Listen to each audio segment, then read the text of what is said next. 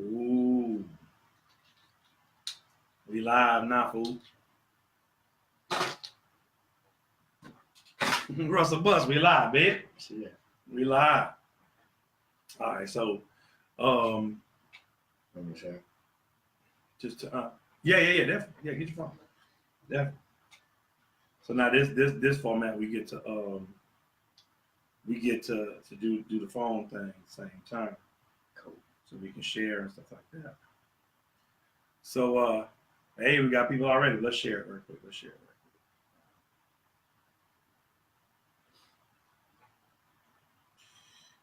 Me and Rusty are live. Come on in. So this is what I'm usually doing. Oh, you're on your fan page.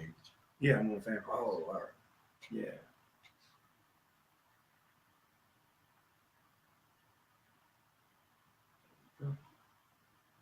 All things music.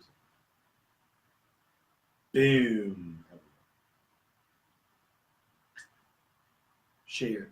All right, so yeah, because if it was on my that's the funny thing about doing it on your fan page is they choke it. Facebook chokes it. Yeah, I didn't get a note. I usually get a notification for it. Cool. So does it show who's on? Yep. Well, right now we only got 2 people. All right. We got 2 folks on right now. I don't really know how to fool with it on here, so I usually do it. I usually have it on my phone, sideways, and then when comments pop up, they do it. So this is gonna be a fresh new thing. See?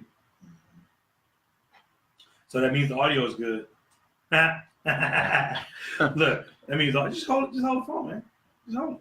So You can hold the phone. All right, so we don't look at the phone because we don't look at the screen because then Mm-hmm. Oh, there we go. Vanessa John. There you go. Boom, boom, boom.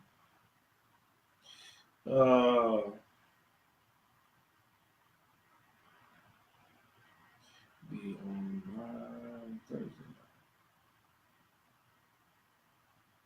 Yeah, so Russ, tell the people about yourself, man. We got 7. We got 8 people. Oh, we climbing. What's up?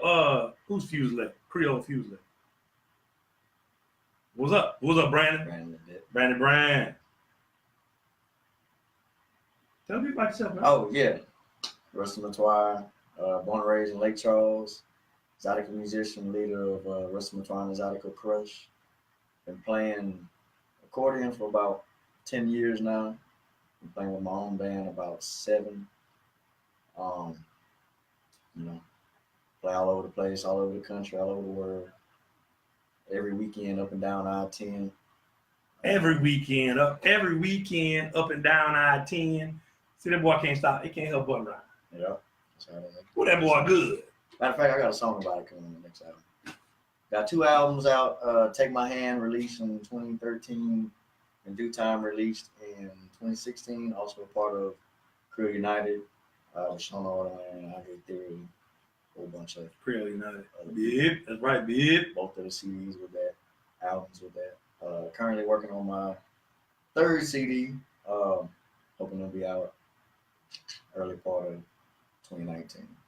Early part of 2019. It's gonna be Hot Fire, Sizzle Fire, Hot Sauce. My name not the album. Hot Fire, Sizzle Fire. Hot Fire, Sizzle Fire Sauce. Hot Fire, Sizzle Fire, Hot Sauce. Hot Fire, Sizzle Fire, Hot Sauce. Mm-hmm. I might not. I'm still thinking. Okay, well, let's do this.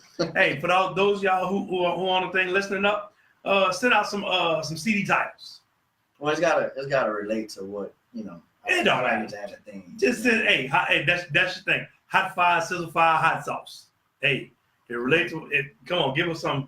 You know what I'm saying? Give us some titles just for fun. Good work. Also, if you have questions, post your questions in there. We'll try to get to them because we can both see them. If we look like we're looking crazy because there's a screen behind the camera thing, Russ is the only one who can actually look at the thing because he's all conscious because he wants his all stuff to be all right and stuff like that. So which one am I supposed to be looking at?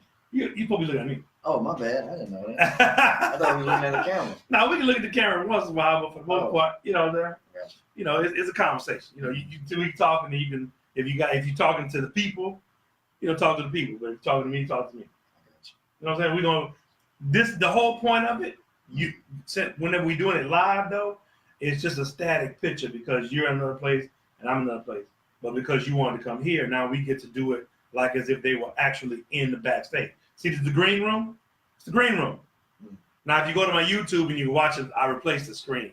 I replaced the background with something else. So this is on YouTube right now. This is not on YouTube right now, but it will be.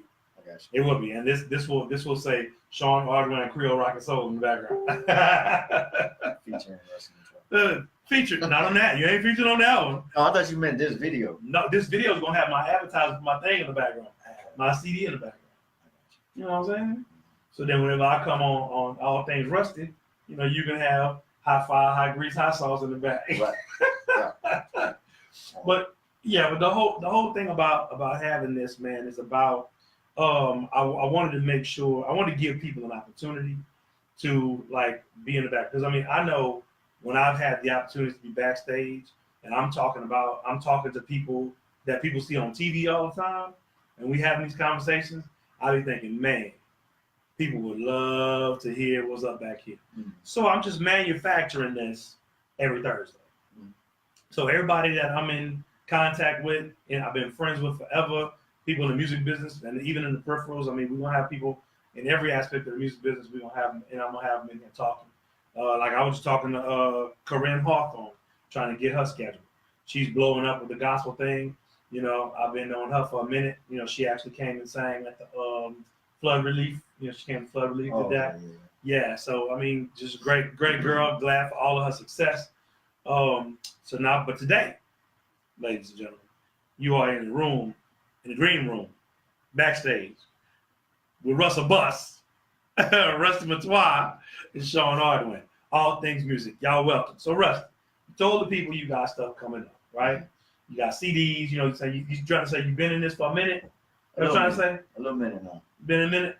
I got my feet wet. Got your feet wet? Yeah. Well, what I want to say, man, is I'm extremely proud of you, bro. I've been watching you grow. I've been pushing you from far. When you let me. Yeah. When you let me. You know what I'm saying? I can tell when I done pushed too hard because you disappeared. I can't find you. I'm like, Rusty, where you at? Oh man, it's okay, bro. Don't worry about it. I'll catch you in a minute. But the reason I push so hard is because I see so much potential. And this Zydeco game, this music business game is so serious right now. I want you to have the advantages that we didn't have coming up. Everything I know and most of the people who are playing know, we figured out trial and error. Now, granted, my dad was in the business, so my grandfather's in the business, so there were some things, like big things, that, of course, I learned from watching. But whenever you actually have the hand-to-hand, day-to-day, what's going on? What's happening, Shane? When you have the hand-to-hand, day-to-day stuff popping, that's a whole nother story.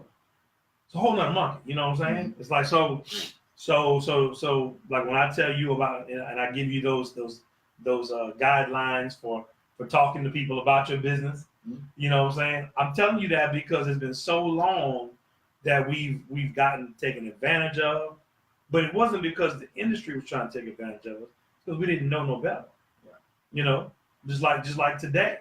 I was talking to somebody today, man, and he's getting, well, I don't know how long he's been having, I don't want to speak for him, but he's getting the revelation about what we charge for a gig that doesn't include the sound system. Well, you heard that from before. How long ago did you hear that? I've been telling you for a long time. Yeah, it's been a couple of years now. Because, man, the thing is, we give too much away as artists. Whenever they hire any other band that doesn't bring half as many people as we bring, they have to hire a sound system. Mm-hmm. Now, because of our own backyard issues, because we got to bang, because everybody banging, when we play our gigs, we got that, but we need to flip the switch whenever we go outside of our immediate culture and play for outside, because they're used to doing that. We don't want to change the dynamic or the business because that's double working.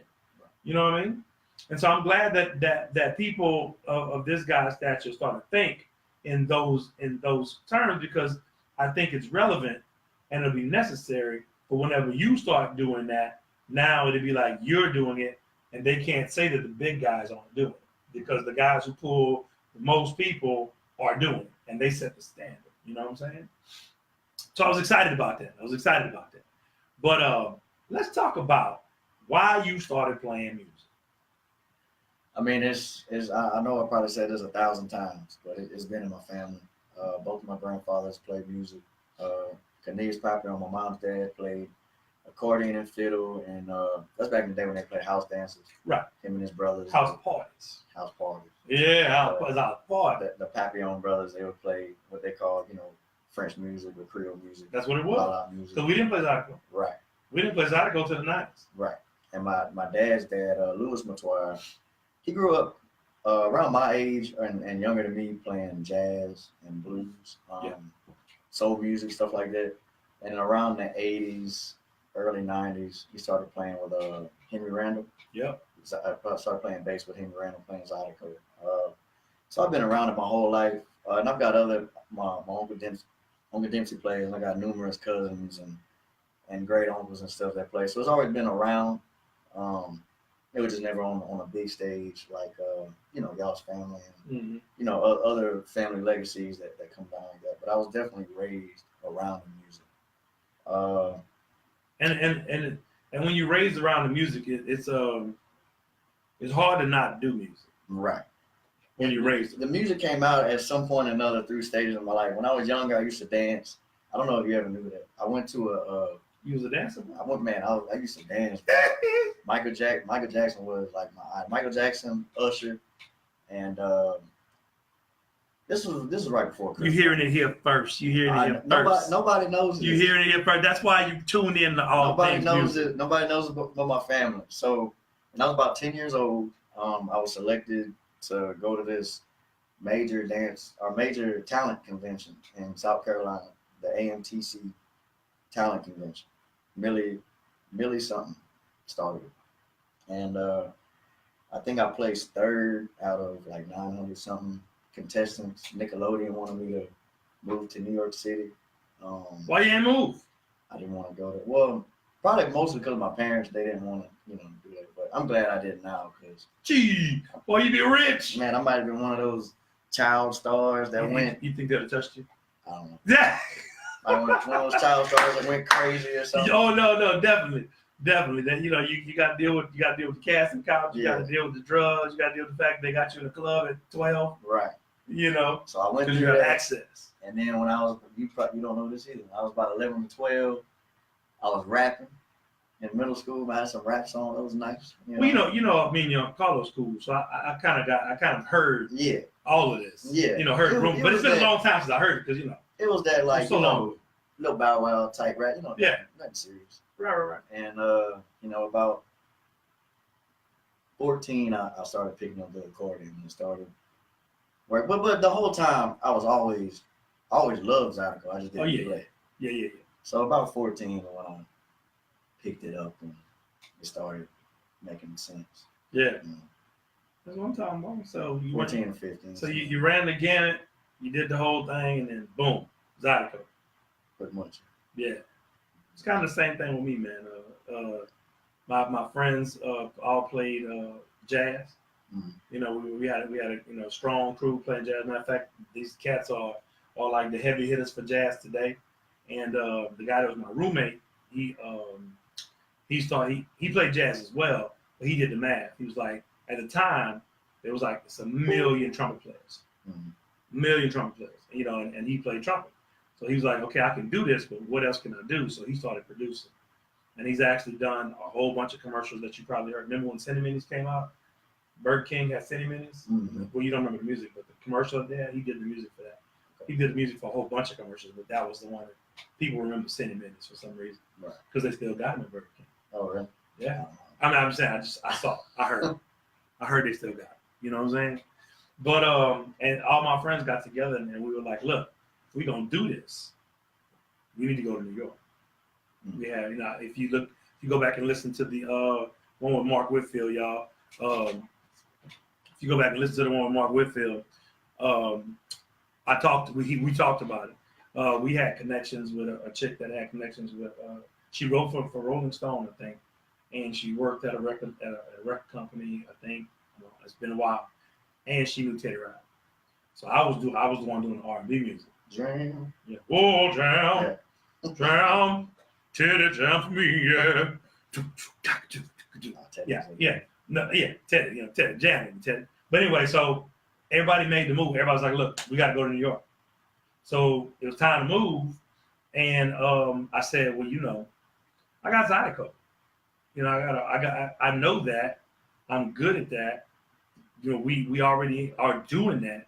So while y'all go do that, I'm gonna stay here and I'm gonna rock this. And then my girlfriend at the time, baby mama at the time was pregnant for little Sean. Mm-hmm. So there was no way I was gonna leave and not raise my son. Right. So I didn't feel like I could. Not that it was a factor for me not going. The music I chose Zydeco. Mm-hmm. I didn't choose it because of him, but that didn't hurt. Right. You know what I mean?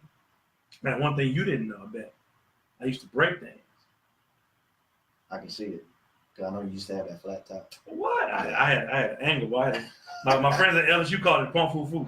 I had it ready for the world. The hair came down. The hair came down, right? Right here. It came down. You should carry a box with you. Not when we was what you call it? Yeah. I had a Sanyo. No, I mean a cardboard box. No. Oh, all right. Yeah, I could backspin, and I was like the foundation guy because I was strong. Mm-hmm. I could backspin, and I was the pop locker.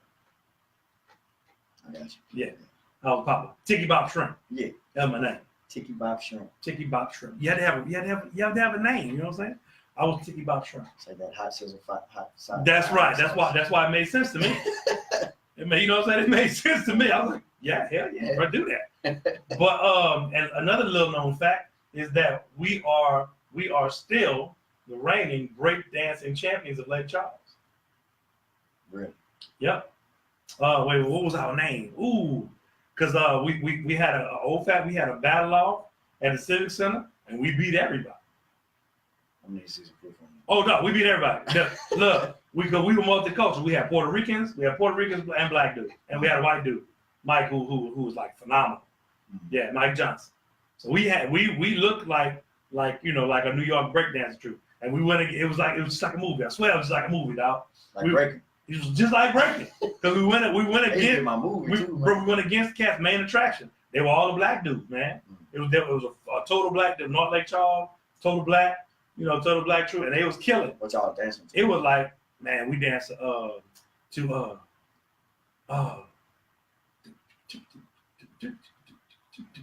like half of the songs. Yeah, I know. Oh man, I heard the other day. I was like, that was the song we did the breakdancing. But anyway, we did the helicopters and everything. Like we had the chick had a dude spinning on my head. It was crazy. We killed it. Spinning on your head? Yeah.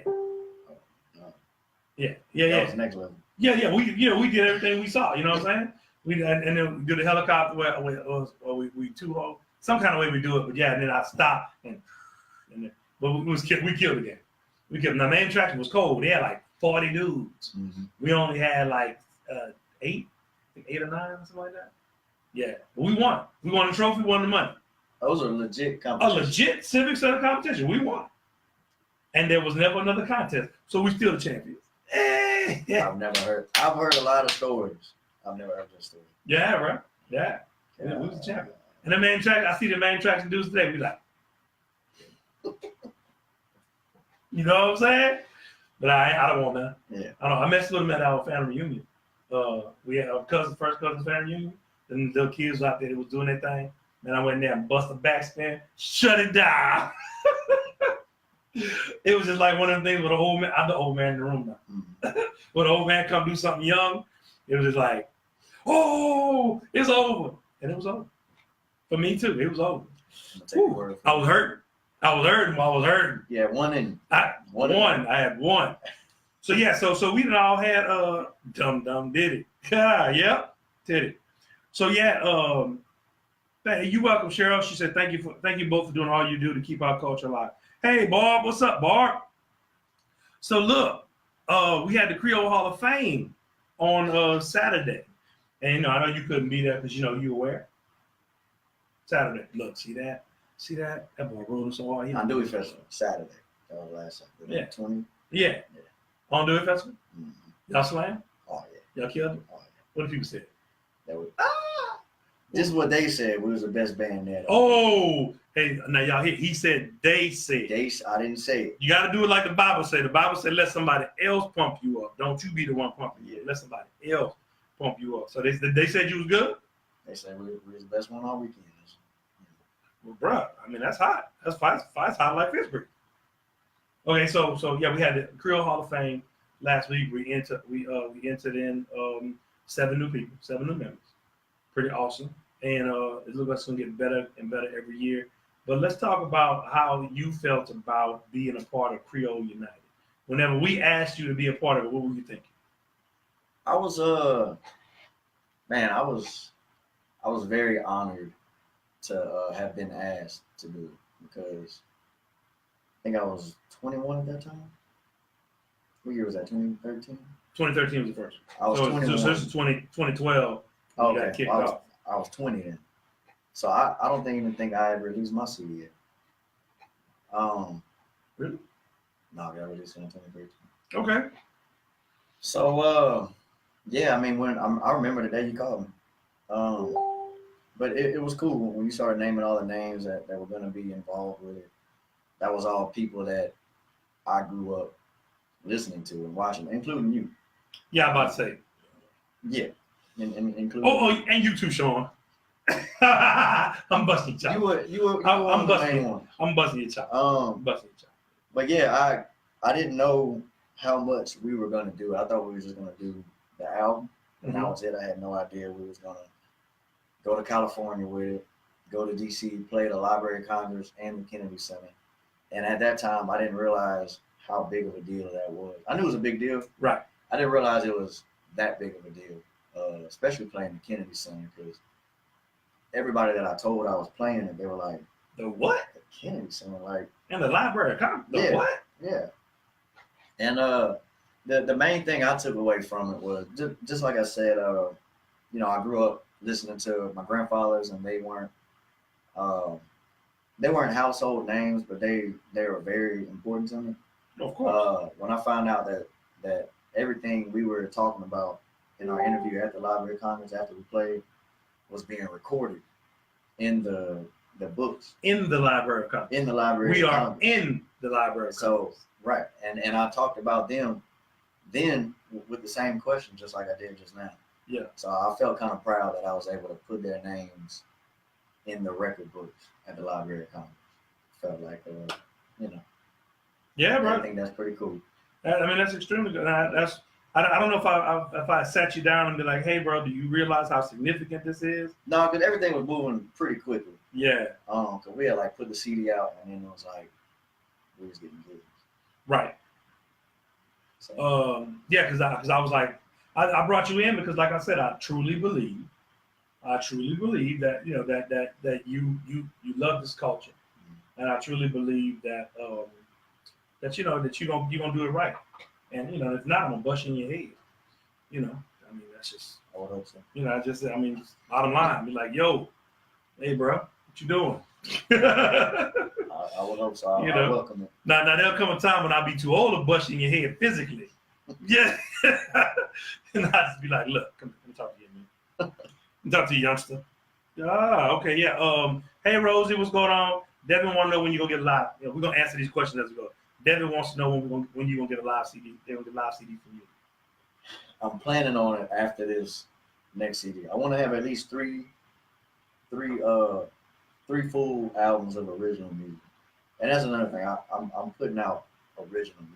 I think I did one cover on the last CD, and that's just because it was Irene, and my grandmother's name is Irene, and I was dedicated to my grandmother. Right. But I want to have at least 30 original songs. 30. Woo! To have a live album. Boy, say you want 30. That's a goal. Ain't nothing wrong with it. I mean, I got a lot more songs than that, but 30 original recorded songs that I can choose from to have on the live album. Right. Yeah. One thing y'all got to realize about Rusty, he do a lot of stuff. He do a lot of thinking. Rusty say, I be thinking. Too much. Yes. Yes. That was going to be my next thing. But I'm doing, just got to do it, man. Just got to do it. Like, you could have done a live CD already. You know? I mean, that's another thing. That's another thing that we as artists, I think, do a little too much of. I think we overthink about stuff. Mm-hmm. You know what I mean? Oh, I know I do. So do you like overthinking stuff, or do you want to not overthink so many things? I mean, I'm more prepared when I do something. I know what I want to do. Right. Mm-hmm. So you good with overthinking, or you would like to not overthink as much? I'm good with it. It works. You want to overthink. He want to overthink it. Don't let him lie. Don't let him lie. See, this is what you get. See right here. It's just preparing. Yeah. Not overthinking, but preparing.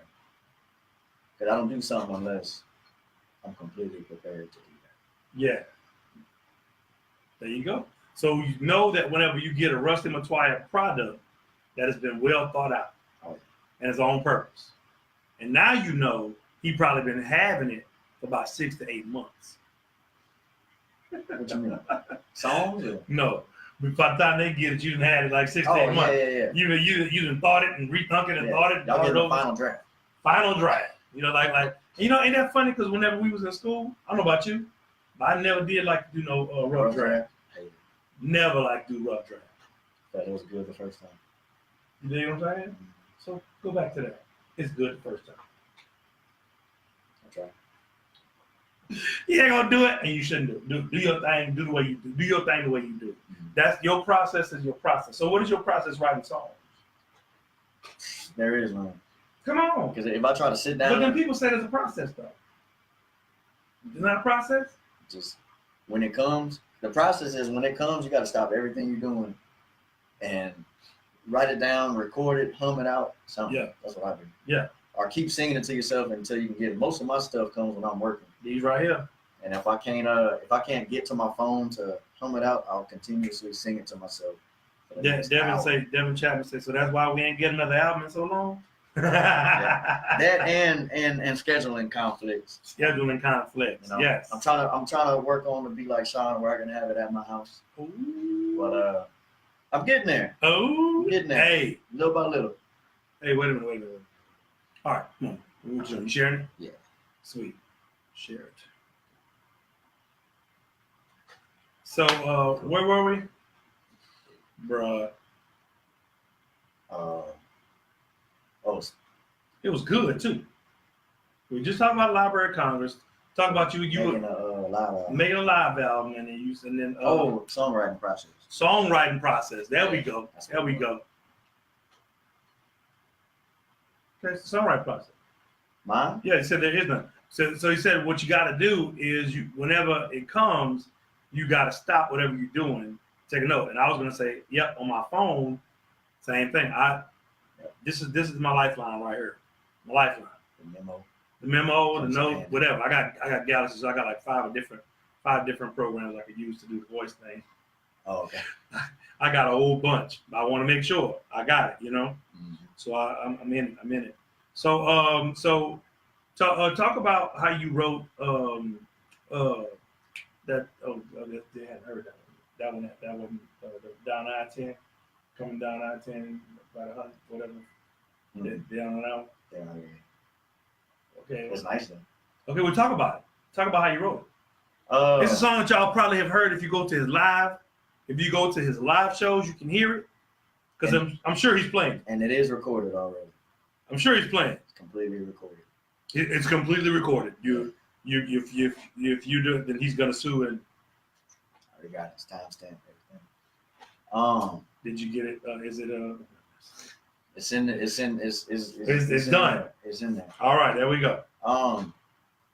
Talking. I don't want to say too much about it, but really, it's a song. Why can't you say too much about it? It's really because they haven't heard it. But the people on here know you. They didn't give it to your dances. They didn't heard it. They didn't heard the song. You ain't gotta say what song it is. You talk about the process. Okay, it's back. You talking about the process of how I wrote it, or Yeah. the song itself? How you wrote the song itself, it's fine. I was just thinking about it. Make them juicy for the song. They don't come to your gig and request a song now. Right. Brother, what that song you playing? You talking about when you were showing on that thing? Yeah. You talking about that song, that thing, that song? Yeah. Play that song. Yeah. You're gonna be like, what song? So it was pretty much it just came to me thinking about, life on the road. And at this time I was thinking about maybe relating to somebody that was living with their spouse or significant other. Okay. And playing a late gig and trying to make it back to this, to your girlfriend or your wife or whatever. And she's basically saying, look, I got to go to work at this time. If you're not here by this time, you're not going to see me. So you're not going to see me, or you're not going to see me? Not going to see me. Oh. Yeah. I wrote a song about that. Yeah. So it's pretty much saying. I did write a song about that called Back to You. Oh, really? Mm-hmm. It don't sound like that, though. It don't sound like yours. Saying the same thing, though. Yeah. But it don't sound like yours. So basically saying, look, she texts me, look, I got to go to work for 3 such and such. I'm playing in Houston, Texas. I finish at 11 o'clock. I can throw my speakers in the trailer, and I'll be in Calcasieu for 2. Calcasieu for 2. Mm-hmm. Sound like a good title for the song, too. Yeah, that's going to be the time. I knew that. I was trying to get upset the time. You know what I'm saying? But yeah, Calcasieu for 2. That's awesome. Calcasieu by 2. Calcasieu by 2. Yeah, the one I did was called Back to You. Said I'm gonna drive 100 miles an hour just to get back to you. See, I was driving 91, but my trailer was swinging like a son of a gun. See, real life. You write songs from real life. For example, that's people was talking about. Whenever I had my little high blood pressure issue, hooked up to the to when I was doing my CD, right? You know that? Oh, see, I don't mind sharing that because I'm covered by the blood, and you know what I'm saying? And I'm vegetarian for 17 weeks. We can talk about that in a second, but yeah, man, I was in here, literally in here, for like I was getting about 18 to 26, 27 hours of sleep a week. That's not Not a lot at all. Must have been album time. It was album. And that's what I'm saying. It was album time. Mm-hmm. I was in here, man. I was grinding it out, man, doing test mixes, doing that stuff, just writing, record, making sure everything was cool, stressing. I wasn't eating well. Blood pressure went through the roof. Through the roof, bro. Had no idea. I decided to be vegetarian, and I'm going to buy the veggies or whatever, and I go to Walmart. I had a headache, stick my arm in that thing. Man, blood pressure was 186 over 101. That was recently? That was recent. Yeah. No, I say that was recently.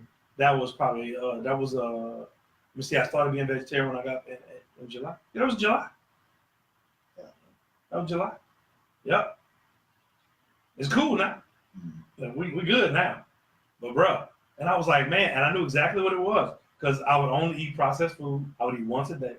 I wasn't drinking enough water. And I was stressing over being the guy putting everything together.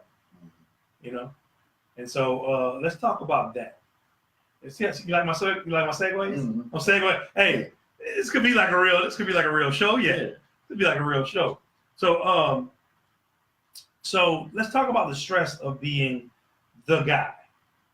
Like and ladies and gentlemen, when I say about the guy, you may come up to a Zydeco guy, and y'all have more access to us than any other genre that we know. I mean, there's some genres that may have that their people may have more access to them, but I don't really know what that is. But Zydeco, you have access to them, and you see them 2-3 times a week. Yeah. And so if you walk up to one of us and we're not in the most receptive, now I try to always be.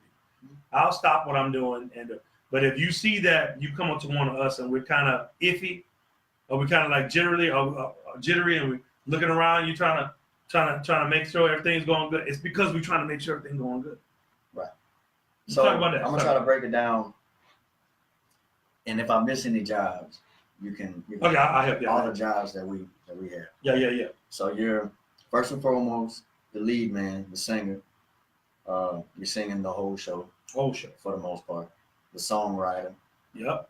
the manager, the treasurer, the booking agent, in my case, the driver, The accountant, sound man, road manager, publicist, social media man, all that. What else? arranger, writer, arranger, All that. music director, load up guy, crew. You the crew. Yeah. The what do they call that? So I think when you put money into a business. Oh yeah, the financier. That's not the investor. Investor. Yeah, you're the principal investor. Right. You're also responsible for growing it and paying dividends. Right. No matter what. You're the accountant. Yeah. We got Carlos for our taxes. Carlos Metoyer and Associates Taxes. Shout out. What's up? Public relations. Yeah. Between musicians. That's mediator. Mediator. Okay. Yeah. Either way. Mediator. You're also the manager. You're also the counselor. Right. You're also the babysitter. Sometimes. Yep. You have to make sure some musicians have everything they need for their instrument. So you mean to tell me that there's somebody that plays an instrument and purports to be a professional, but doesn't have everything they need for their ability to be professional and make money? Not everybody. I didn't say everybody. And it's not I said, are there some? There's some. Yep. But just in case, you have to have a backup for everybody in that band. Some way, somehow. Backup, cable, strings, a way for, maybe not an amp, but a way for them to play. You know what I did, Rusty? Yeah. I bought a drum set. I bought a guitar amp. I bought a bass amp. Strap. Guitar strap. Oh, I have a bass. All that. I mean, I you have gotta a make bass. sure it's The there. only thing I never bought was a guitar, electric guitar. I never bought an electric You guitar. gotta make sure it's there. Yeah, you gotta Never bought an that. electric guitar. And in some cases, you ever have to back up whole musician. Oh, you better have backup musician. You gotta have subs. You gotta have a sub. You gotta have a sub. Now, this sounds kind of crazy that we saying you gotta have a sub, but musicians, and again, we're not bashing musicians. We just, these are the things that you don't get to hear about. And like I said, it's not everybody. No, it's not everybody, and it's not all the time. And the guys I got are good about it. But what they got. But what we're talking about is over the course of our career. Oh yeah. We have had to be everything. All the time. And the thing is, the kicker is sometimes you got a person who's really, really good on their instrument, but they don't even own an instrument. And then after we do all those jobs, we just say, after we play the show for 4 hours, then we got to take pictures and smile, which is cool. I love it. Yeah, that's part of the job. I love that. That just You stop me in the mall, take pictures. Yep. No, I mean I love it. Yep. Anybody can come up to me anytime. But we do all. What he's saying is we do all that, and we still there with a smile. Yeah. To take that picture with you, because we do all this for us, for y'all. Because we love what we do. Oh yeah. Wouldn't trade it for the world. I wouldn't do that. But hey, bro, I had one musician one time, bro. I had to go pick this guy up for every gig. Mm-hmm. I live in Lake Charles. Oh, he didn't live in Lake Charles. He don't live in Lake Charles. Even if he was going west, he'd have to go east. I had to go east, you go west. I had to go get it. Okay, well, no. Let me stop. I chose to go get it. Right? Doing all of that. And me and this person are cool today. We cool. Because, I'm a forgiving dude. But one time, dude passed, he didn't answer his phone. And we had to do the gig without him. And he passed in front of the gig we was playing and didn't come in. I've never had that. Oh, I have. Woo! Man, look at him. And look, and we had a nice crowd. There was no hole in the wall. We had that sucker jumping. Mm-hmm. Passed right in front. You got somebody to replace? No. We played the gig without him. Mm. Yep. That's rough. Oh, yeah, it's rough. It is rough. It's rough, you know what I'm saying? Hey, it's rough being who we are, you know what I'm saying? We do this thing, you know what I'm saying? So we're the everything, the end all be all. So talk about let's talk about. So we talked about the end all be all. Talk about your writing process, and the writing process is real simple. Whenever the songwriting gods are blessed or blessing, you have to stop. Now, some people can just sit down. You can do that. Just sit down and write a song. Mm-hmm. I wish I was able to do that. You are able to do that. You just haven't practiced the muscle. I've been doing this for long. I've been doing it for longer than you've been alive, so I got an unfair advantage, you know. But also, it's a muscle, you know. But now, see, you say that it's easy. I can just write a song, but here's the thing: where I get caught up. This last CD, I was like, I need a topic. Give me a topic. You know, here's the track. Here's the song. What does it sound like? You know. That's when I came in. Yeah, remember that? Mm-hmm. Well, I remember what song that was. Where I was like, man, what does make you feel like? You know, I don't even know if I used that or not. But the thing is, I kept going, and then once you start writing and you start getting that process, then it's like it just flows. Right. But like if you would have come and said, okay, I need a song. Here's a song, and here's a topic. Oh, I can knock it out. I can write it. That's the easy part. But it's the putting it all together, you know, and when it's yours. Right. It's totally different. Like if I'm doing for you, I have total clarity. I can knock it out and kill it. When it's for me, it's a little more difficult. It's a little more difficult. But when it flows, it flows. Oh yeah. I saw it. To the tune of 18 to 24 hours of sleep a week. You know what I'm saying?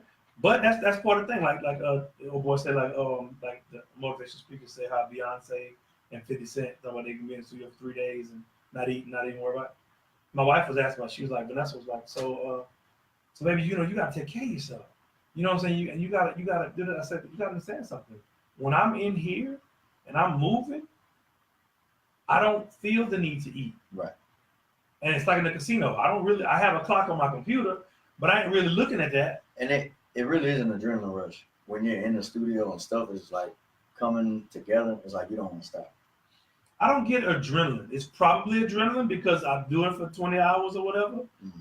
I'm sure there's some adrenaline involved, but I don't feel a rush as much as I'm driving to finish. Right. Like I gotta remember to stand up. You know? Like people go, what you mean? I'm like, we've been sitting, like I'll be in here sitting and I'll be in this chair and 4.5 hours pass, 5 hours pass, and I haven't stood up. You know what I'm saying? Mm-hmm. And so I'm like, stand up. So I when I wear my little watch, it'll tell me, you know, bing, time to get up. So and they stand up and they get back in it, you know. But that's whenever, like, you know, you say, Sean, man, what happened? I go, I don't know. Circulation problem in my foot or whatever. Because I've been sitting down for 10, 12 hours a day, you know. Pinching them blood vessels swelling in my feet.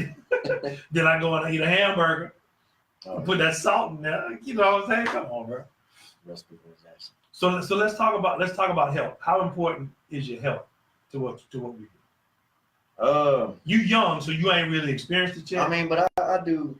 But I try to eat. You know. Rest said the girls like the gun show. It looks good on stage.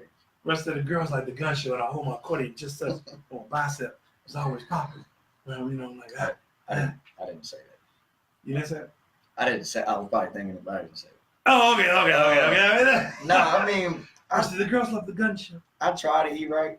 When I say eat right, I say how important is your health? But what I'm getting to it's hard to eat right whenever you do boudin crackers. Right. And when you're on the road. And whenever you're home, you got the black pot. If you own a black pot, you own a black pot, don't you? Yeah. Well, it's Magnalite. Same thing. When you own a black pot or Magnalite, I don't like cleaning a black pot. Right. Yeah, what you saying? But yeah, definitely when you're doing what we're doing, especially if you're playing 3.5, 4 hour shows and singing the whole time, I used to get cramps a lot right here. Yeah.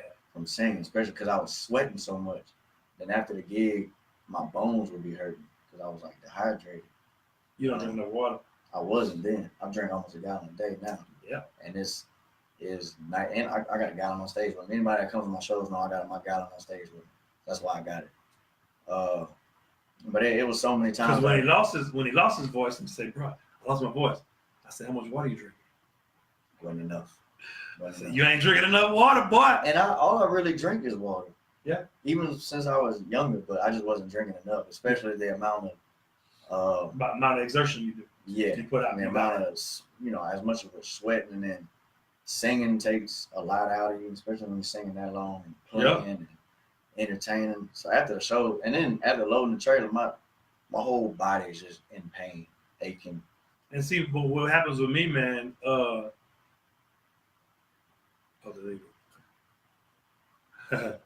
What happens with me, man, is I'll be fine.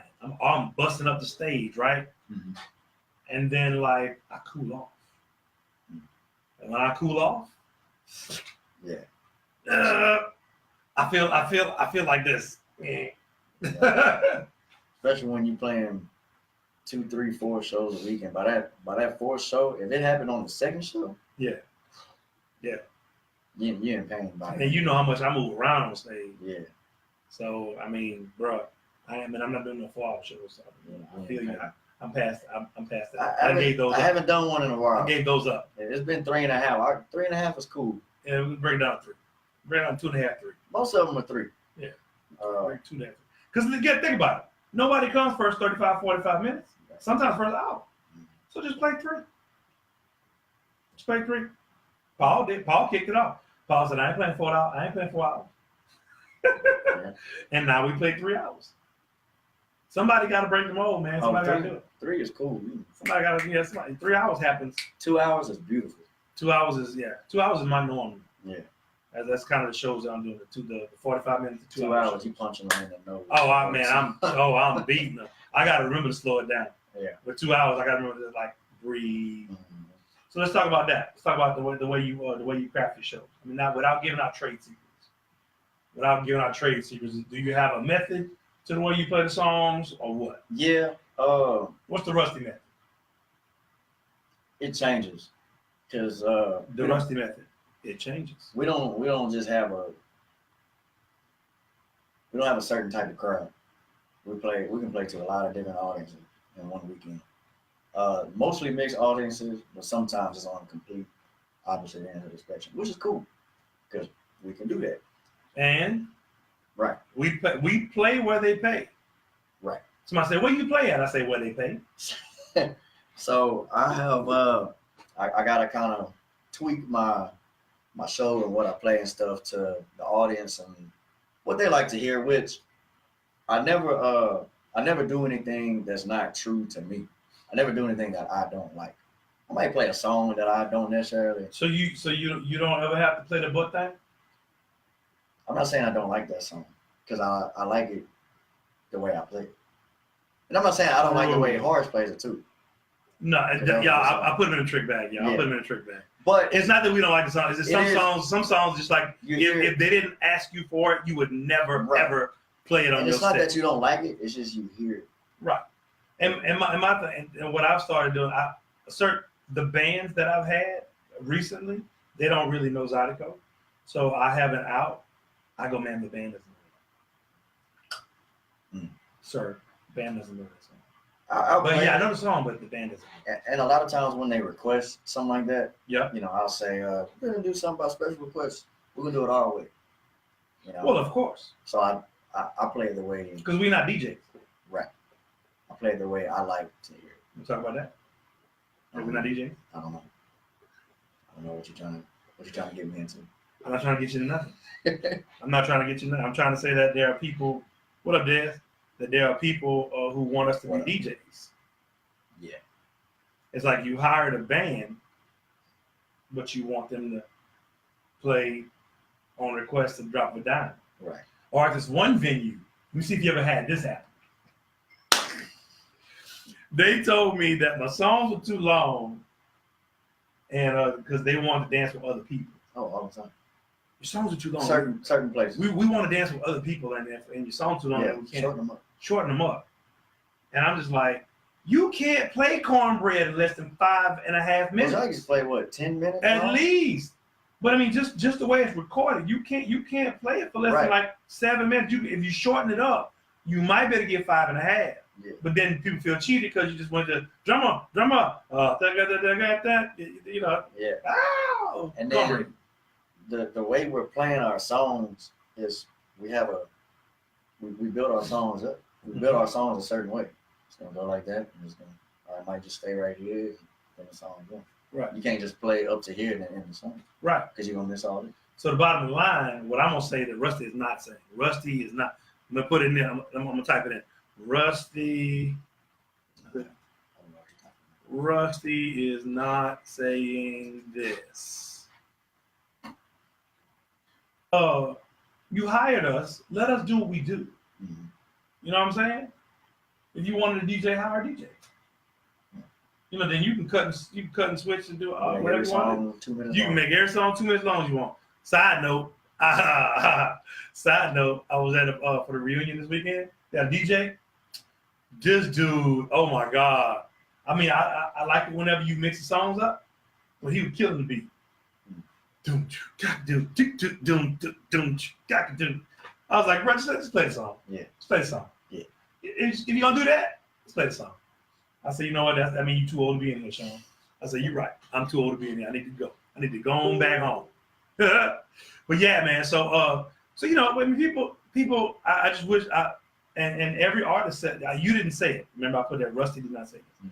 but all the other artists that I've had on have said that's one of the biggest things because you hired us because of our artistry. So let us be who you hired us to be. You know. Or when they try to tell you what to play, you probably were saying that, but what to play, like I don't know. It's like they have a certain idea. Yeah. Their idea of what they wanted to hear and what we're doing isn't lining up, so it needs to line up. Right. You know, and that whole customer. You can do that. You can veer off every now and then, yeah. But if you're an artist and you're playing with, you know, you should play your music. I mean, not specifically just your style. Your style, yeah. Play it the way you want to play. You play it your way. show. Yeah, do it your way. Right. You know, I'm not Rusty, so I can't play it like Rusty. You know, Rusty ain't me, so he can't do it like me. You know, we not Chris, and we not, you know, Keith and Paul, and we not Bojack. We ain't Boozoo. Right.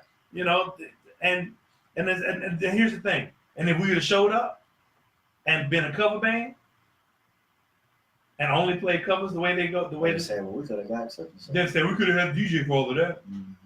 Catch 22. See what we go through. See what we go. And everybody I've had on here said the same thing. They all say the same thing because the same people are coming to us and trying to control what we do. It's pretty awesome.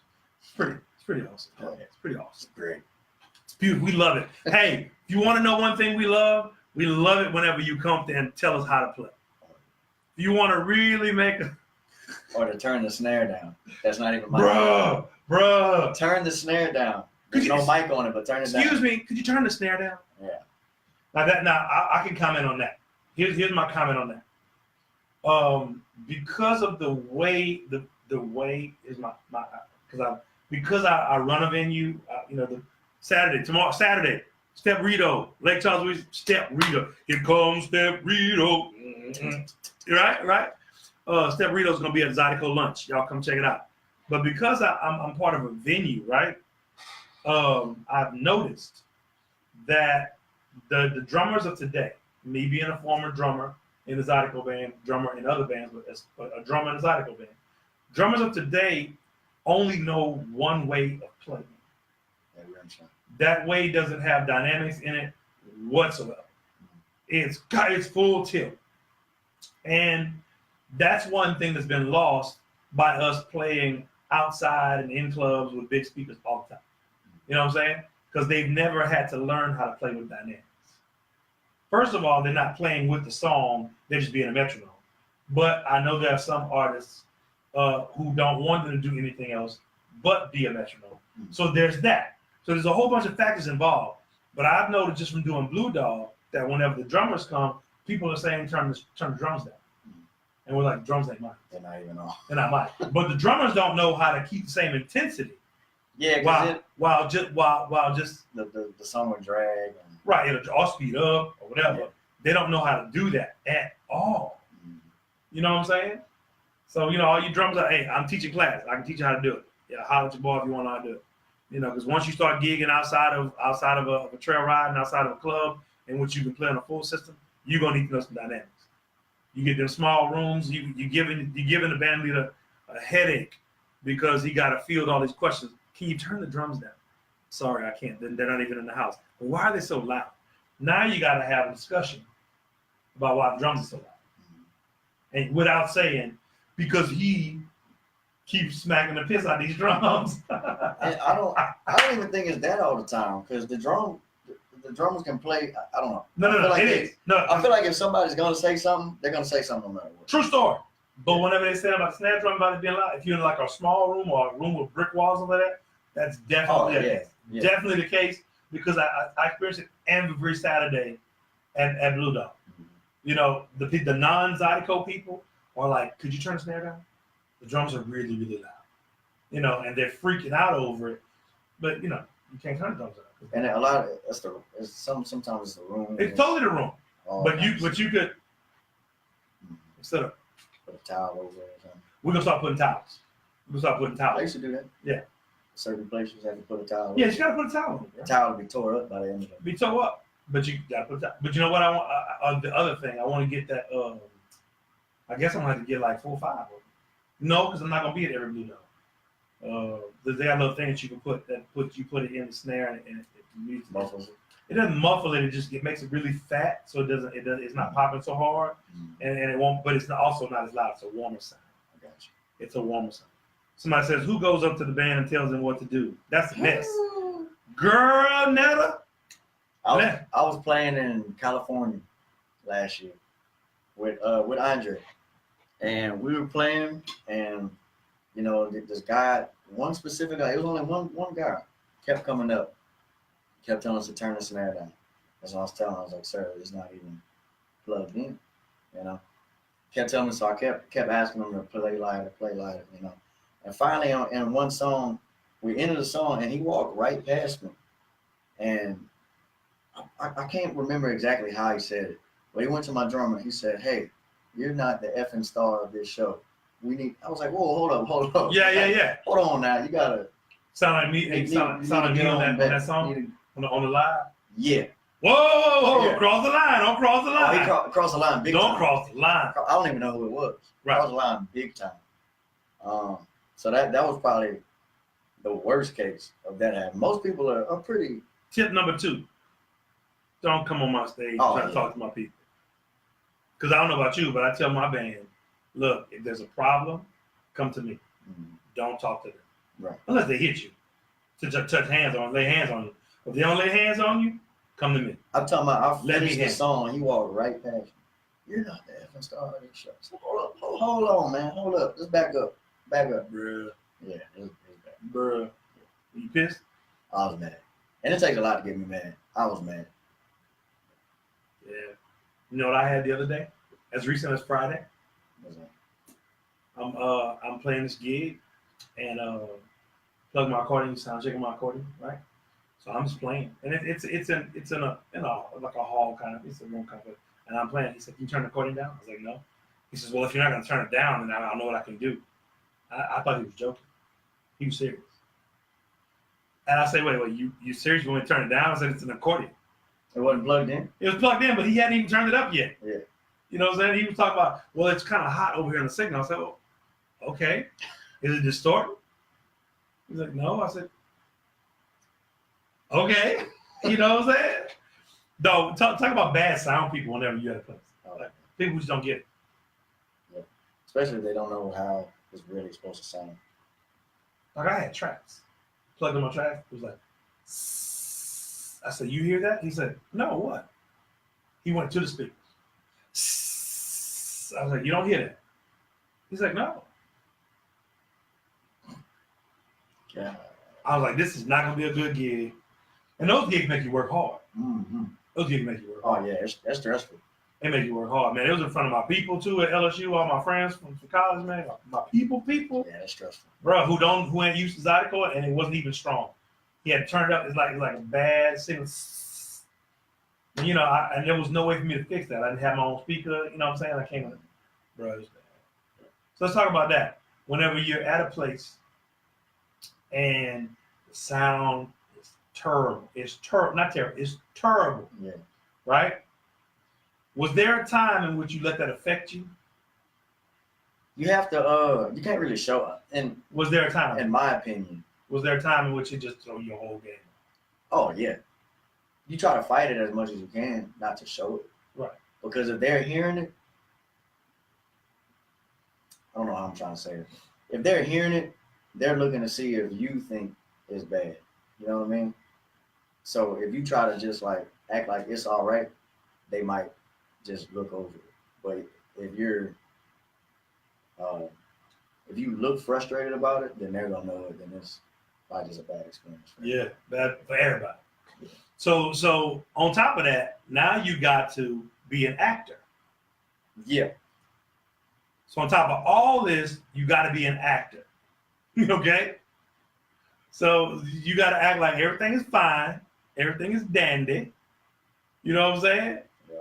I mean, it's crazy, man. It is crazy. But we do this, y'all, because we love it. We do this because we love it, and we love the people that we play for. We love, man. We love the fact that y'all come in. Now, let me tell you something. One thing. Well, go ahead. To add to that, go ahead. If it's not good on stage, your band is coming to you. You're trying to relay it to the sound man. The sound man isn't doing it right. The band is still coming to you. He can't hear this. It's feeding back. You know, so you got stress on both sides. You got stress in three directions: sound man, the band, and the people. Right. And then the fourth level is you got to talk yourself down. Yeah, you're the one singing. You're the one leading the whole show. Bruh. Crazy. You never really think about it. You never think about this stuff. Look, Eugene, that goes on. Eugene says Sean knows how to fight an amp. Last time we played at Blue Dog, bro, the amps was tripping. Really?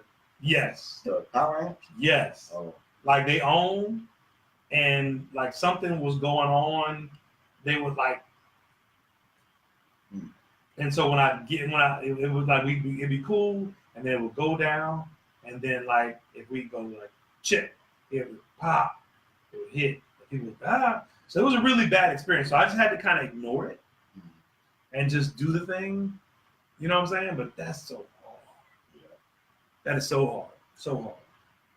So I see Nick said, "Como se va? Como se va, Nick?" Guys. Yeah, Nick, what's up? And everybody's commenting, they're like, can you walk up to Beyonce and say, hey, when you going to do Single Ladies, then give the band the same respect, or call an Uber and go home. If you can't do that, then call an Uber and go home. You try to walk up to Beyonce, you getting tapped. Oh, you getting tapped.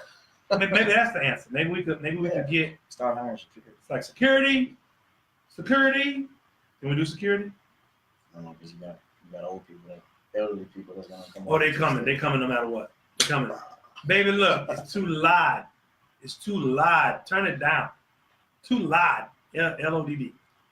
You're right. Or they'll stand in front of the speakers and go. Right. Hey, look. We were in Philadelphia, right? While me and Chris were playing together. Setting up. We knew we wasn't coming up there and banging the walls, right? But all we had was double 18s and a 215 top JBLs, right? So we laid the two double 18s down, put 215 on top, one on each side. So we just got one side. Standard setup. Standard setup. And it ain't tall like to the roof or whatever, right? Standard setup.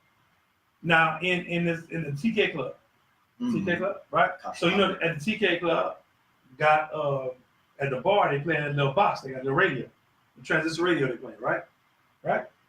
Lady walks up to the stage. She says, "What was it a dude?" Anyway, somebody walked up to the stage. They were like, "This lady." She's like, "Excuse me, can you turn it down?" I'm like, "Turn what down?" She's like, "It's the music. It's just, can you turn it down?" I was like, "Ma'am, it's not plugged up." She said, "Well, okay, well, can you turn it down?" I was like, "Sure, okay." And she was like, "Okay, thank you." Bro, we hadn't even plugged them up. It's funny because I know it's true. No, it's true. Excuse me, could you turn it down? Could you turn it down, please? Could you turn it down? Bro, I'm like, I got this look on my face. I'm trying to be cool because, of course, But I'm like, so it's gonna be one of these nights. Yeah. So, and that's the other thing. You mess it because we're the ones that set everything up. You can't mess with our feng shui. Don't come to us with nonsense before the show. Mm-hmm. You know what I'm saying? Sound check. Yeah, we trying to get there for you. And you can't come. You We're definitely gonna make it a pleasant experience. But you can't come during sound check either. Right. Because it's sound check. Sound check. Yeah. It's supposed to be loud and obnoxious at sound check, so we can get it right and bring it down and put it to the appropriate level. I'm just saying, hey, it's all good. So, okay, we done talked about the songwriting process. We done talked about travel. How do you like travel? I like it, especially going to new places. It's not as easy for me because I work during the week. What you do? Drive a school bus, Monday through Friday. I'm on that bus, dropping them kids off early, Friday through Sunday, playing music early. But it's fun, especially going to different places. We've been to California a bunch of times, up and down the East Coast a bunch of times. Outside the country? Yeah, we did France. I've done France twice. With my band, I did it once in 2016, and I did Holland, the Netherlands, in 2015. Ramsdonksville. That's probably my two favorite trips. It's always fun to see that because you see people around the world that really appreciate the culture. They know the history, at least of what they can research. Yeah. And they want to learn more, and they want to learn it from the source. They love our culture. And they want to learn our culture from us. Yeah. Not just taking it for granted from a book or a website or something like that, but they come to us and ask us, Russ going there, y'all. Questions about Russ going there, y'all. Questions about how we were brought up in this culture. Yeah. So basically, what you're saying is they have a tendency to respect our culture more than Americans do. Don't answer that. I'm not gonna say don't that. Don't answer that. Because there's people, I'm messing with you.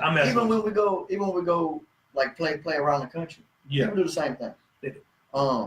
They're really genuinely interested in our culture, everything about it, the way we're brought up, our language, our music, our food, our families. They're really interested in it. Okay, so what's the number one thing you love about playing music, and what's the number one thing you hate? Okay, not hate. Hate is strong. Rusty don't hate y'all. Rusty like me. We don't really hate stuff. Yeah. You know what I'm saying? Now we can really not appreciate the fact that you come tell us to turn down whenever we ain't plug it up yet, but we don't hate it. We just laugh at it. It's fun. The number one thing I love is playing to a packed house, and that don't mean thousands of people or hundreds of people. House, no matter how big the house is. A packed house. If it's jumping, if everybody's having a good time while we're performing and singing the songs, and when I start an accordion line, all you hear is that's the best feeling. That's my song. Yeah. Don't do it, Russ. Watch out, Russ. I love that feeling. That's probably one of the best feelings in the world. My least favorite thing, I don't know, just all the stress that comes with it to get it to that level. Yeah. And maintain it at that level. Let's talk about maintaining. Yeah. Let's talk about maintaining. Everybody want to buy an accordion and start a Zydeco band. Mm-hmm. You know what I'm saying? Did what I told you when you said you want to start a Zydeco band. No, you don't. So, no, you don't. Oh, you remember that? Yeah, when I was in high school, 14, 15, 16, said no. So yeah, I did. No. I gave you the explanation, didn't I? I'm sure. I waited till you was like 18, and then we had the conversation. Yeah, I said, now you got. We had a lot of conversations. Had a lot of time. I'm always in his. I told y'all I'm in his ear. I'm always in his ear. Yeah. I said, okay, so you say you want a Zydeco band, right? I said you got to do it for real, man. You can't play with it. Yeah. Can't play with it, man. That's the thing. But I did an interview one time where we talked about that. There's no greater feeling in the world as a Zydeco artist, right? We have a point of reference. Our point of reference is Zydeco. to have a packed house, no matter how big or small, and the floor is going. Oh, all you see is the heads going up and down. Yeah. Now you don't see that no more because all y'all doing all that swirly birdie It stuff. depends on what crowd. But then You just don't see it with as many cowboy hats. And the cowboy hats is what you used to see. oh no, it was the head. No, we didn't wear cowboy hats. Like for like the Bojack time. Mm-hmm. No, it wasn't no cowboy. Buzu. It started with the Buzu thing, you know. Zydeco Force Buzu thing. It was going, and then Bojack, and it was, and then Keith, and now that's the thing. But as a drummer, I'm sitting in the back. I got a little bit more time, right? I got the perspective of the whole thing. Right. So I'm looking out over the sea of people. Oh yeah, that's a good feeling. Oh, bruh. Great feeling. Bruh. You want us to play hard? Everybody get on the floor. Yeah. Everybody get on the floor. It's over with. I'm bringing out all kind of stops. You're gonna show out. I'm gonna show out. And if you get on the floor every time, I'm showing out every time. Yep. Every single time. You're gonna bring. See, that's what I'm saying. People, it's a relationship. You know what I'm saying? With us, because our music is intrinsically tied to intrinsic. I don't know if that's right or not. Y'all help me out. Because right. Because our music is so tied to our dance. Mm-hmm. You know, it's like they feed off one another. So if we're playing and it's killing, and you start dancing, and that makes us play harder, which makes you dance harder, which makes us play harder, which makes you dance harder. By the end of the night, everybody. Hey, by the end of the night, everybody's like, that's what I'm talking about. And what's cool about here is we show up the next night and do it all over again. Yeah. The next morning. The next morning. And do it. Oh, yeah, the next night. Yeah, and show up and do it all over again. Yeah. You know what I'm saying? So so we talked about that. So what's the one thing you don't like? Let's just go don't like. How about that? I thought that's what I said. What'd you say? That's how we got to maintain. Oh, you don't like maintain? No. The that's one thing you gotta say you don't like? No. The stress that comes along with getting it started and maintaining. And I say it all the time. I don't know if I'm just young and naive saying it, but I love music. I love playing music. I love my culture. I love everything about it, but I hate the music industry. You said hate. Maybe not hate, but I don't like some of the things that go along with the music industry. All things they want to know. Like what? Would you something you can share? Not really, because I don't want to be that. I don't want to be that complaining person. Well, you're not a complaining person. You and me, I won't let you be a complaining person. If you were complaining, I would say, bro, stop whining. You know, I'd bring you back to 14 and 18 and be like, you asked for this. Yeah. the cutthroat stuff that happens. Oh. Undercutting. Oh. Even when you're trying to see how I can. You're saying diplomatically say it. You're saying that the thing that you don't like about it's a crabs in a bucket type situation. And it's not just that. It's not just on the musician side. Not crabs in a bucket, or just cutthroat. Sometimes not everybody's like that. Okay. Sometimes it is. Sometimes it's cool. But also when you get on like sometimes the promoter side, they're kind of shady sometimes. Not saying everybody. Oh well, you did you watch me and Cupid talk about it? Mm-hmm. Oh, the promoters, they got janky promoters all over the place. Yeah. I don't even like the word janky, but it fits with a janky promoter. Yeah, it goes hand in hand. A janky promoter, oh my God. And just all the stuff that comes with it. I'll rescue you. So one thing that y'all might not know is back in the day, promoters used to be responsible for doing the big things with Zydeco music, right? Well, the thing about that is because the industry changed, promoters don't necessarily have the swag they used to have, because the Zydeco artists I've noticed have realized that we don't need somebody else to promote us, and the industry changed so much that there are no clubs and no venues that are constantly bringing us in and paying us. So if we're gonna do a door gig, what is my inspiration, my motivation to have you book me for a gig I could have got myself and then at the end of the night, I got to split the money that we make with you. Right. That don't make no sense. No. Talk. So promoters, unless that promoter is bringing in something. Unless that promoter has a guaranteed thousands of people, it's generally a no-go. You know, and it can't just be anybody. Or the promoter's giving you your money up front. In which case, yeah, all good. And it can't just be anybody that's saying, "Oh, I can get this many people." No, you have to have a record. They gotta be. You have to have a track. They have been in. You got to be Troy D. Yeah. You got to be Troy D. On that level. Yeah, Troy D. Troy D call you, you go do the gig. Mm-hmm. You know what I'm saying? Because even if nobody show up, you know Troy D is gonna have promoted it from top to bottom. Oh yeah. Done everything he can possibly do to make that thing shake. You know what I mean? All right, bro. So let me see. We can talk about a lot of stuff. So People still on? Yep. Define your. You see, my stuff is Creole rock and soul, right? And I told everybody ad nauseum why I did it. I did it because I want to take this music to the world, and the world has a skewed idea of what Zydeco is. Whenever we say Zydeco in the world outside of Southwest Louisiana and Southeast Texas, they think buckwheat, Clifton, Boozoo, whoever, CJ, or even some band from, and I always say this, some band from Minnesota. The reason I say some band from Minnesota is because there was an instrumental CD that car washes used to sell in the late 90s, early 2000s. And that thing was like a top 10 seller. And they had like Zydeco songs on it. They had an instrumental Zydeco CD. And the band was from Minnesota that recorded the tracks. Mm. And they sold, it was the hottest Zydeco seller. Really? Yes. Wow. I didn't know that. Yeah.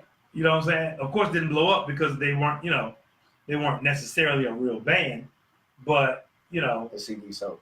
The CD sold. And I mean it sold. Mm. Car washes. You know what I'm saying? You got it playing in the car wash. It's an impulse buy. Whoop, right there. So I say that to say, wait a minute, I got silent. We talking about all the bands everywhere. Zydeco. So I'm Creole rock and soul, right? Because that's me. I want to be known as an artist and Creole rock and soul, and then I define to you what I feel is my version of Zydeco. So, Rusty, we're interviewing. So, Rusty, define your music. I know you play Zydeco or Zydeco, but like, what is that to you? Like, or Cajun music. We're not going to start. We ain't gonna go there. We ain't gonna go there. Because then I get in trouble. It's kind of hard to describe my music. Rusty, that's unacceptable. I feel like it's still evolving. But where is it now? Right now, I am. I like that. He said it's still evolving. It's always evolving. Hey, when you're green, you're growing. And ripe, you're ripe. Because my first CD was different from my second CD, and my third CD is going to be different from. And that's what you should do. I appreciate that. Appreciate that. That's how mine is. That's how mine are. Why should I redo the same thing? Right. I would say it is definitely recognizable as Zydeco. Nobody can't say, "Oh, this is not Zydeco," because it's definitely. And even if they say they can't. Right, but it's definitely recognizable as Zydeco. To who? I would think to anybody that listens to it. So in New York City, they know it's Zydeco? Oh yeah. But it's not the same old thing. Like it's so you think they call it Nouveau Zydeco or Hip Hop Zydeco? You ain't playing real Zydeco? They would definitely call it Nouveau Zydeco. You playing a Nouveau Zydeco? Hip Hop Zydeco? My original music, they would say R&B Zydeco? Yeah. Better stop that. Hippie hop. Better stop that. But I have a lot of I think you made that observation that I write my songs like modern country music, and I don't know why. I mean, I do listen to country music. It's not the only thing I listen to, but I guess the way I structure it, I guess my lyrics are structured. The way you sing, maybe so. my lyrics and Kane my Brown, melody bro. are structured And look, country. what was that song I told you need to be doing? Something about small town, Yeah. small Small town, town girl, so small town. something like that. Breaking up in a small town, something like that. But yeah. Yeah. But he came around. Everybody talking about him and this thing red. And that might just be the way I speak or the way I sing or whatever. That's the St. Louis. St. Louis High School. But Go Saints. my music is Go definitely Bucks. my music is soulful. It is. Yeah. Come on. You heard my music. So Yeah. What's it? Yeah. Yeah. All right. So Because that's the music I came on. I came up on, Otis Redding, Jackie Wilson. there you go. Talk about it. Come to on. the Gap Band. Come on. Zap, Confunction. Lakeside. Come on. Barcade. Maze. The Daz Band. All that. That's That's right. So my music influence is definitely soulful, but I think my vocal structure comes from modern country, which, in my opinion, Is R&B. Is R&B anyway. Yeah, that's why I like country now. Yeah, because it's just R&B with a twang. Hey, much. y'all heard that's how my music comes. Y'all heard it here first. Country is the most positive music right now. Freak me out. You realize that? Yeah. I mean, except when they're talking about drinking whiskey. No, but it's the most happy music. Until they talk about being in a bar at 2 in the morning drinking whiskey. But it used to be the most depressing thing on earth. Mm-hmm. Like I couldn't listen to country because it vexed my spirit. I mean, I like the old country too. I don't like the old. I mean, it's okay, but the old country wasn't listening to it. Right. I like some of the songs, but by and large, 95% of it was somebody killed my dog, stole my wife, took my car, lost my job. Mm-hmm. That's all it was. Now it's all happy music. It became a very positively happy music. Even if it's talking about drinking and passing out and waking up the next morning in your arms, girl. You know what I'm saying? It's just a really positive, upbeat, happy music. But I like the way they put words together, and that's kind of what I try to do. Is small town boy like me. That's right, Angela Brown. Yep. Yeah. That was it. Small town boy. Lay back in the front seat. Yeah. And I got a song on the next CD called Riverbank, and it's definitely country music inspired, but the music is like Caribbean sounding. Oh, yeah. It's. I told you, hot fire, sizzle, hot sauce, hot fire. You meant hot fire, sizzle, hot sauce, hot That's sauce. what I'm talking about. It's got to be. About to be hot as sauce. The kids say lit. About to be lit. Yeah. But you still a kid. How old are you? 26. About 26 years old. Never been kids. That's what I heard. Still waiting. Still waiting on that special. Yeah. Still waiting on that special. So no. So you dating somebody, Russ? Yeah. Okay. You brought it up. I didn't bring it up. I mean, I was gonna let it play out. I was gonna let it play out. Go on that. You know what I'm saying? So he dates somebody, but as always, they probably waiting in the wings. Like she better not mess up. Russell bust. She better not mess up. you tell me who's gonna get into this. No, we're not getting into that. We are not getting into that. We are not going to get into that. Tall. She commented. No, but he represented. You ain't got nothing to say. He represented. He held it down. Shoot, he held it down. So you write like, yeah. So your music is soulful with a country feel. Yeah, pretty much. Soulful zydeco, yeah. Soulful zydeco with country sensibilities and scenarios. A lot of my. I mean, that's what we do.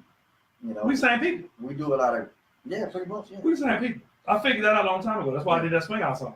Yeah. And that's why I always had a country song in my repertoire. And I got that country song too. You've heard it. Mm-hmm. Yeah. It's gonna be nice. It's gonna be fine. Hey, y'all get hot five says a hot what? Hot five? Hot five. I don't know. It changes every time. Yeah, hot five says a hot. Hey, hot five says a hot sauce. Yeah. Because was back in 2000. From 99 till I took a break in 2006, I was singing. I had at least one or two country songs every time. And in 2004, when I played, I would do.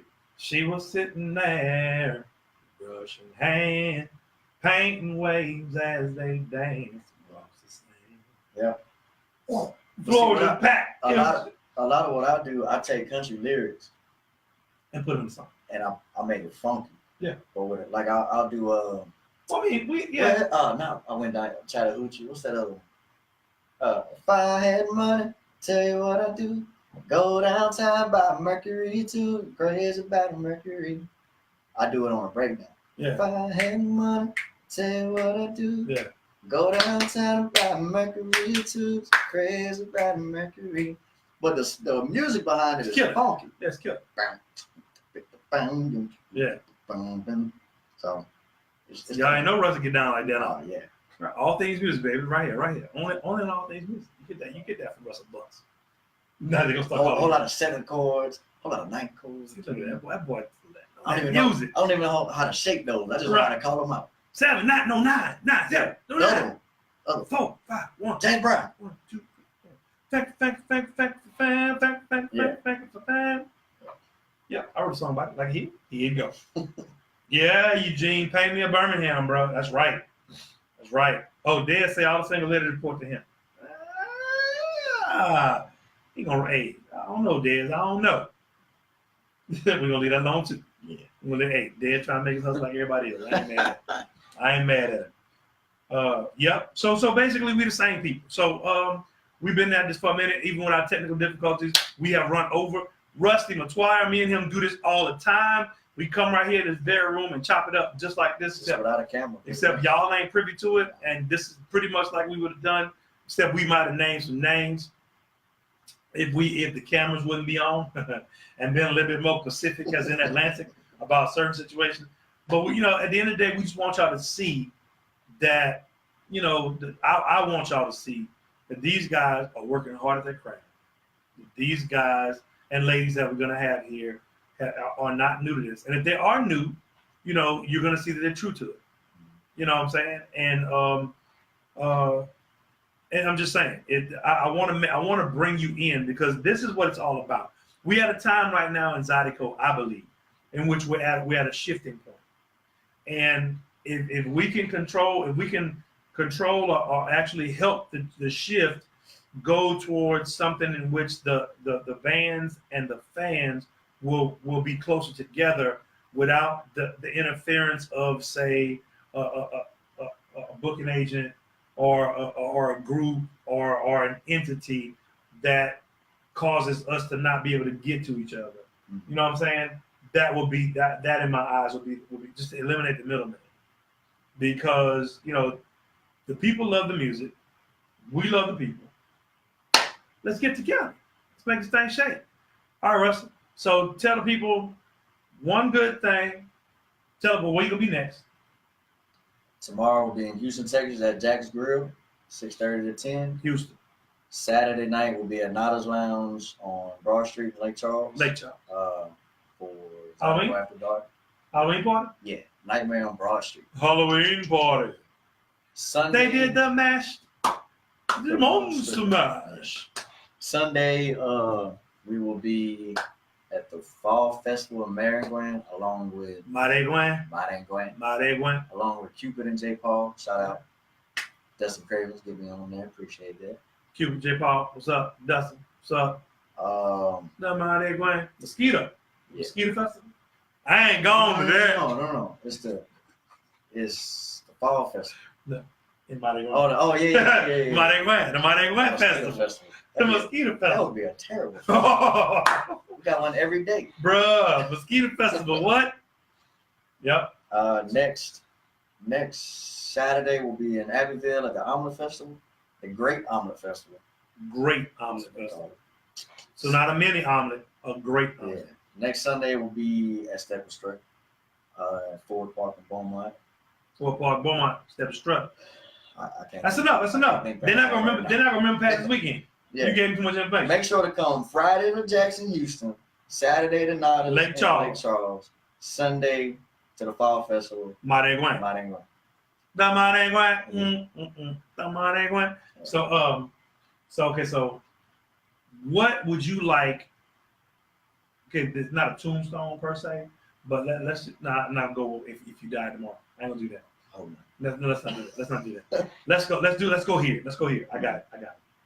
So, if there was one thing you wanted people to know about Rusty Metoyer as an artist, what would it be?